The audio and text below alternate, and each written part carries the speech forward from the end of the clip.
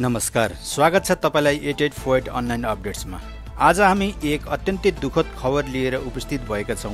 केदारनाथ यात्रा गर्दै गरेको एक हेलिकप्टर दुर्घटनामा परेको छ, जसमा चालक सहित 7 जनाको मृत्यु भएको पुष्टि भइसकेको छ। आरएन कम्पनीको यो हेलिकप्टर आज बिहान देहरादूनबाट पवित्र केदारनाथ धाम जाँदै थियो, तर त्रिजुगी नारायण नजिकै गोसाइकुण्ड क्षेत्रमा अचानक खराब मौसमका कारण हेलिकप्टर दुर्घटनामा पर्यो। हेलिकप्टरमा चालक सहित जम्मा 7 जना थिए। दुर्भाग्यवश कसैको पनि ज्यान जोगाउन सकिएन। गोसाइकुण्डमाथि घाँस काटिरहेकी नेपाली मूलकी महिलाहरूले सर्वप्रथम ठूलो आवाज र धुवाँ देखेपछि दुर्घटनाको जानकारी गराएका थिए। जिल्ला विपद व्यवस्थापन अधिकारी नन्दन सिंह राजवरले दुर्घटनाको पुष्टि गर्दै मौसमकै कारण यस्तो दुःखद घटना भएको बताए।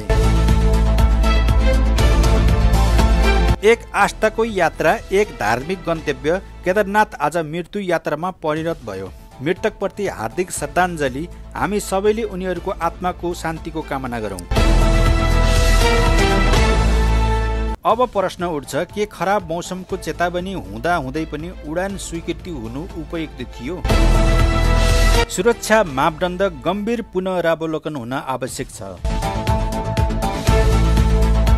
यस्तै तथ्यमा आधारित गम्भीर विषयमा केन्द्रित समाचारका लागि हाम्रो युट्युब च्यानल 8848 अनलाइन अपडेट्सलाई सब्स्क्राइब गर्नुहोस्। कृपया यो भिडियो लाइक गर्नुहोस्, कमेन्ट गरेर आफ्नो भावना व्यक्त गर्नुहोस् र शेयर गरेर अरूलाई पनि जानकारी दिनुहोस्।